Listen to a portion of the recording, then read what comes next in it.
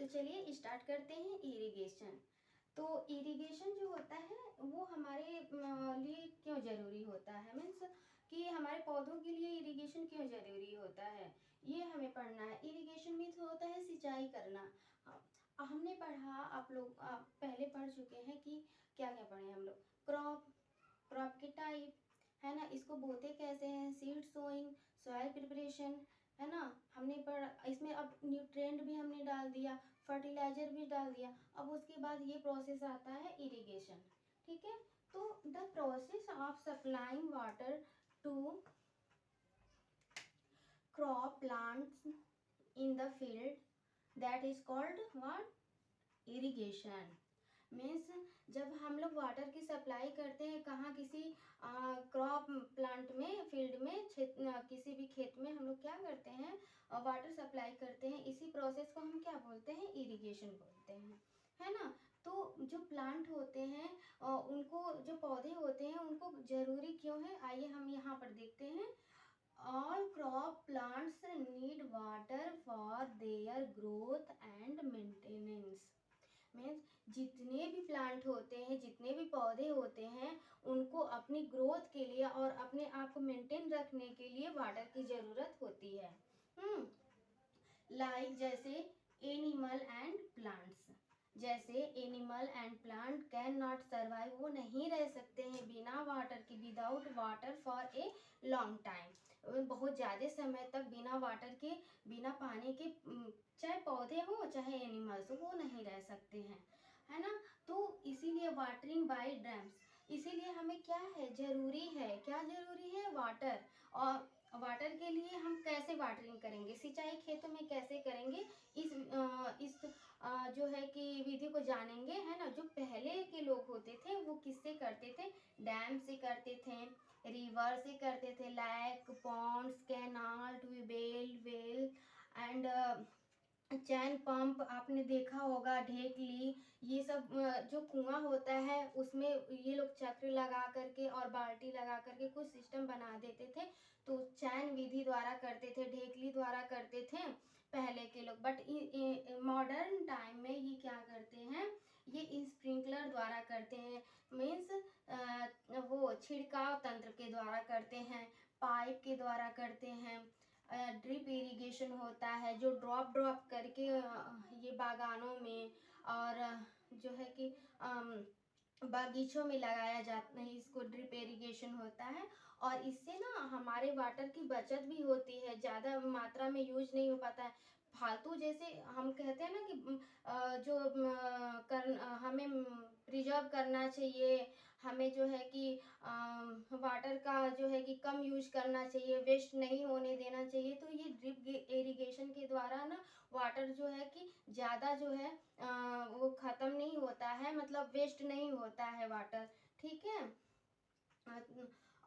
तो फिर अब देखते हैं कि जो प्लांट होता है कि वो एब्जॉर्ब कैसे करता है, जो पानी होता है अगर हम लोग प्लांट को देते हैं तो वाटर एब्जॉर्ब बाय रूट, वो किसके द्वारा एब्जॉर्ब करता है, अवशोषित करता है रूट के द्वारा ऑफ द प्लांट की जो रूट होते हैं ना उसके द्वारा क्या करते हैं, वाटर एब्जॉर्ब करते हैं, अवशोषित करते हैं। Along with water minerals and fertiliser are also absorb by crop plant. ठीक है, ये क्या करते हैं, जब ये अवशोषित करते हैं ना प्लांट, पौधे, तो उसके साथ साथ वो क्या करते हैं, मिनरल और फर्टिलाइजर को भी अवशोषित कर लेते हैं। जिससे क्या होती है, हमारे प्लांट की ग्रोथ होती है ना, वो स्ट्रांग होता है। जितने भी फर्टिलाइजर होते हैं वो उसके द्वारा, अवशोषण की क्रिया के द्वारा वो पौधे अपना ले लेते हैं। और हाँ, जो कंटेन नियरली 90% वाटर, जो प्लांट होते हैं ना वो नियरली जो है कि 90% वाटर ऑलरेडी वो रखते हैं, है ना। Irrigation is necessary to provide moisture of the germination of seed because seeds do not grow in dry soil. आप लोगों को पता होगा होगा कि कोई भी अगर चीज अंकुरित करना हो तो उसे किसकी चाहिए, या तो पानी की जरूरत पड़ेगी, मॉइस्चर की जरूरत पड़ती है ना। तो उसी तरह जो है कि हमारे सीड्स के जर्मिनेशन के लिए मॉइस्चर का होना जरूरी होता है ना, क्योंकि वो ड्राई जो होगा, अगर ड्राई रहता है तो वो नहीं ग्रो कर पाता है ना। तो हमने, आप लोगों ने आई होप समझ लिया होगा कि इरिगेशन होता क्या है और कैसे कैसे ये लोग करते थे, किस विधि द्वारा इरिगेशन सिंचाई करते थे अपने खेतों में फार्मर लोग। ठीक है, अब आइए हम पढ़ते हैं रिमूविंग वीड्स। मीन्स जितने भी जंगली होते हैं पौधे, उन लोगों को हम लोग खेतों से, अपने फील्ड, अपने जो प्लांट होते हैं उनसे कैसे रिमूव करेंगे, क्योंकि वो हार्मफुल होते हैं। जो जंगली पौधे होते हैं ना वो बहुत ही हार्मफुल होते हैं। जैसे आप लोगों ने देखा होगा कि हमारे घर में, मान लीजिए कि हमारे घर में कोई पार्टी है, ठीक है, कोई पार्टी है, हमने 10 लोगों को बुलाया, है ना, 10 लोगों को बुलाया और 10 ही लोगों के लिए हमने खाना बनाया, पानी मंगवाया, जितने भी मिठाइयाँ हैं वो सब 10 लोगों के लिए हमने गिन करके रख दिया। अब अगर उसमें जो है 10 से ज़्यादा 15 आ जाएंगे, 20 आ जाएंगे तो क्या होगा, हमारे लिए तो दिक्कत होगी ना।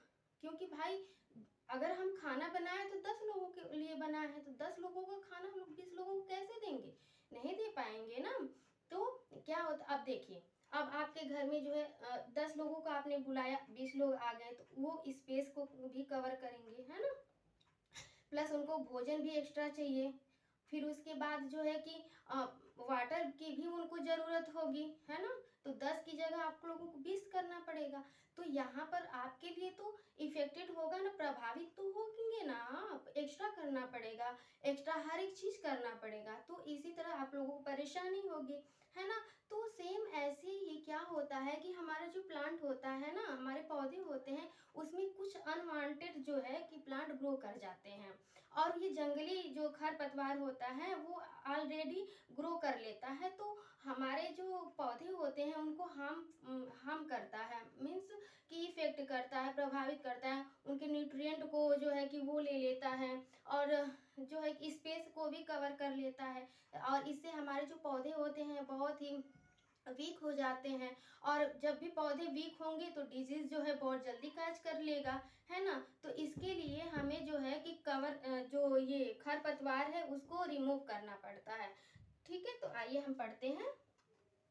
The unwanted plant, wild plants which grow along with a cultivated crop are called weeds. ठीक है, the growth of weeds in the field harm because they consume a lot of fertilizer, water, sunlight and space. हमने बताया आपको ना कि जो जब भी वो ग्रो करेगा तो वो हमारे फील्ड के लिए जो क्या होगा, वो हार्म होगा, इफेक्टेड करेगा हमारे प्लांट को। क्यों करेगा, क्योंकि ये जो होता है कंज्यूम कर लेता है किस चीज को, बहुत भारी मात्रा में जो फर्टिलाइजर होता है, वाटर होता है, सनलाइट होती है, और स्पेस उसको घेर लेता है, उसको कवर कर लेता है, और हमारे प्लांट जो है अच्छे से ग्रो नहीं कर पाते हैं। तो meant for the crop plant and reduce the crop yield and lower than quantity of food grain. ठीक है, it is necessary to remove them from time to time. इसलिए हमें क्या करना चाहिए, उसको समय समय पर हमें उस चीज को हटा देना जरूरी होता है। ठीक है, अनवांटेड जो वीड्स होते हैं उनको हटाना बहुत ही जरूरी होता है। तो the weeds multiply and spread very fast means जो वीड्स होते हैं ना, जो जंगली पौधे होते हैं वो बहुत ही मल्टीप्लाई में ग्रो करते हैं और फैलते बहुत जल्दी फैलते हैं, बहुत तेजी से फैलते हैं, बिकॉज क्योंकि they produce a large quantity of seed, क्योंकि उनके पास जो है भारी मात्रा में क्या होता है, सीड्स होती है। जैसे कि हमारी फसल का एक सीड्स होगा, एक सीड होता है, तो उन लोगों के पास जो है बहुत सारे सीड्स होते हैं, इसलिए वो बहुत फास्ट जो है कि ग्रो भी करते हैं और फैलते भी हैं, है ना।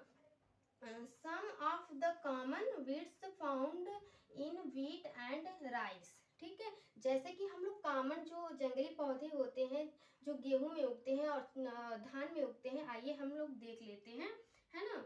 कौन कौन होते हैं, वाइल्ड ओट जंगली जई, ग्रास, कुछ घासें होती हैं, अमरेंथस जो चौलाई होती है, ये जो है कि धान के खेतों में ये उगती है।